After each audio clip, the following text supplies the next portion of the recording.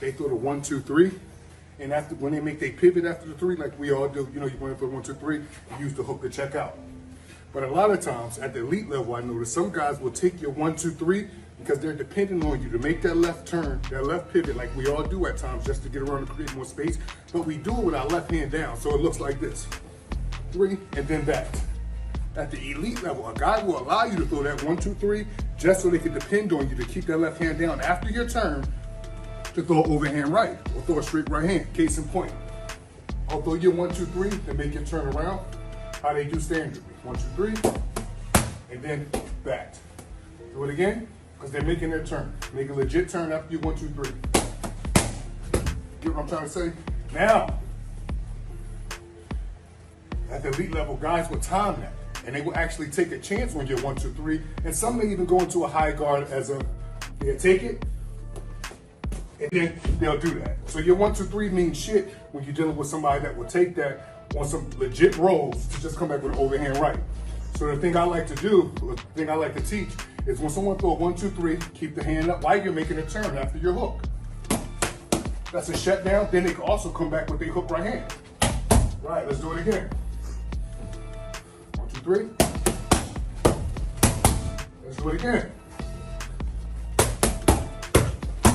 You know what I'm trying to say? So, case in point, when the guy's backing you up or you're setting a trap, the 1, 2, 3 is good to make the pivot, but it really means shit if you're making a pivot going into someone's right hand. This is a surgical move. I'm gonna throw my 1, 2, 3, and I'm gonna make my pivot. My hand is up, and I also can come back now with my hook right hand or my right hand hook, whatever suits your case. But that 1, 2, 3 afterwards, your left hand must be up. It just has to be. You know, I was thinking about this. Is it possible that Malik Scott is being underestimated as a trainer? Think about some of the great trainers that we've had in the sport of boxing. Very few of them were great fighters. It's almost like basketball or football. Rarely do you have a great coach that was a great player. I mean, that's about as rare as a unicorn. I mean, like, really, look back at boxing and think about who the great trainers were. I mean, even now, Freddie Roach, he wasn't that great of a fighter. Floyd Mayweather Sr. had potential, but he wasn't that great of a fighter.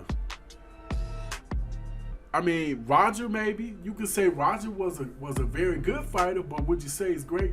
But my point is, a lot of people look at Malik Scott. Matter of fact, Tyson Fury said something very interesting.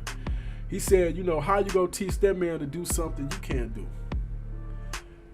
And you could say he was alluding to their sparring sessions, but you could also just say he was talking about him, period, as a fighter.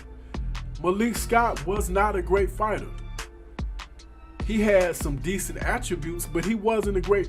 Number one, I think part of Malik's problem was he had some deficiencies athletically.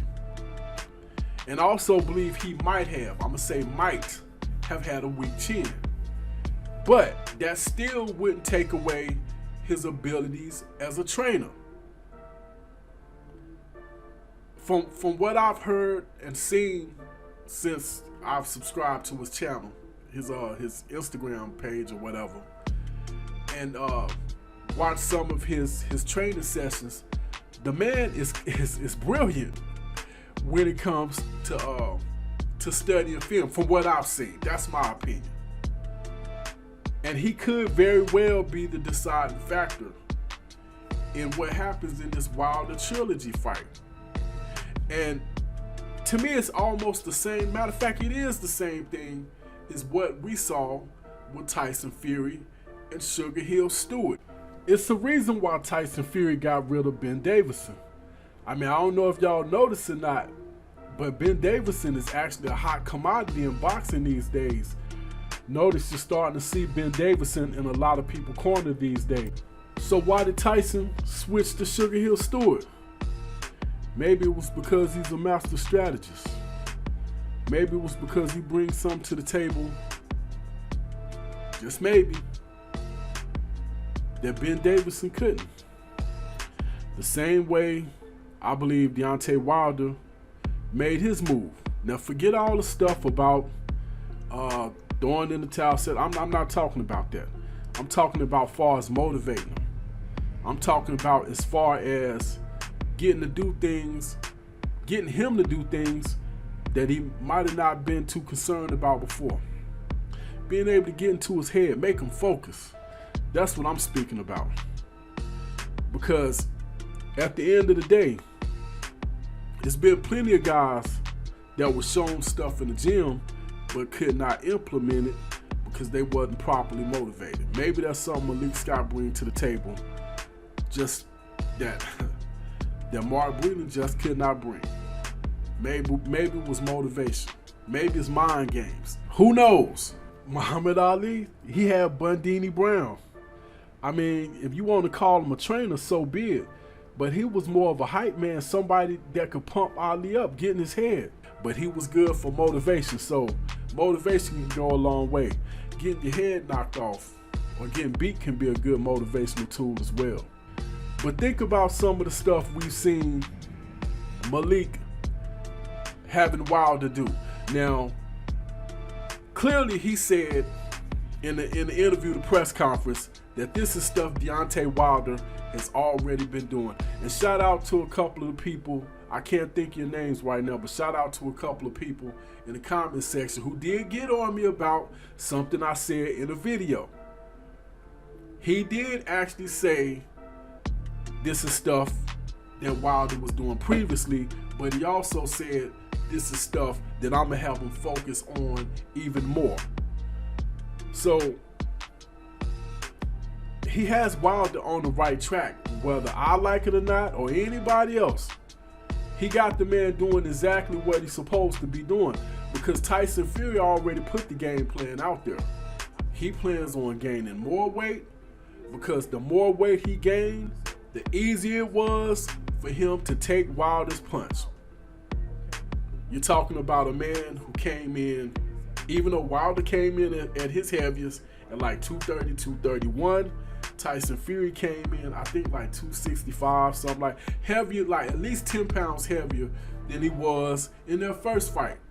And he said it himself, I was able to take his shot much easier than I did in the first fight. So he has all intentions on coming straight at Deontay Wilder and putting Wilder on that back foot. So the more Deontay Wilder is able to use his legs and sidestep and pivot out to the right or left and counterpunch and stuff like that, everything that you see Malik Scott got him doing, all of that stuff will benefit him if he sticks to the game plan. You got a lot of people saying, yeah, well, what happens when Tyson Fury punch him in the mouth? He's going to resort back to all the old things that he used to do. Well, you know what? I think I'll let Malik Scott answer that. Malik, what you got to say about that one? Yo, check this out, right? I know we living in a world where once someone that we think is cool say something cool, there's no research done on it, there's no homework done on it from most casuals. But when you're dealing with an individual like myself, I go do my research, I go do my homework, because I'm a student of the game. And that quote that Mike Tyson say, that especially most casuals love to run with, everybody got a plan until they get punched in their face. That's the most bizarre statement, the most untruest statement, and it just doesn't make no sense in the sport of boxing, because if that's the case, how are fighters winning fights? There's tons of fighters, like I just showed you on my story, that get punched in the face a few times and they come back and win fights. There's tons of fighters that be in tough fights, they get punched in the face, they come back and win the fight, so make a good accountability of themselves. Mike Tyson said that quote, and I know we all love Mike and we like to run with whatever he say, especially if it sounds cool and fitting for our lifestyle. I'm not from that cloth. I'm from, if something makes sense, that's what I'm with. If it don't make sense, that's just not true. Stop sending me that shit to my messages. But what is Wilder going to do when he get hit? He's going to go back to... Stop. He's got hit. He's stuck to game plans before. He's not the only one. This comes with boxing. You get hit. If you're able to, you get up. If you're able to, you continue on. If you're able to, you come back and win fights and hurt the other guy. That's just what it is. Stop with that Mike Tyson said. If you notice, most people, when they say that, they say, just like Mike Tyson said, everyone got a plan until they get punched in the face. Please cut that shit out. And especially, please stop coming to me with cliche, casual quotes like that just because Mike Tyson said it. Because that's the only reason why y'all run with that quote is because Mike Tyson said it. I'm not into who's right. I'm into what's right. You get what I'm trying to say? I don't give a fuck who said it.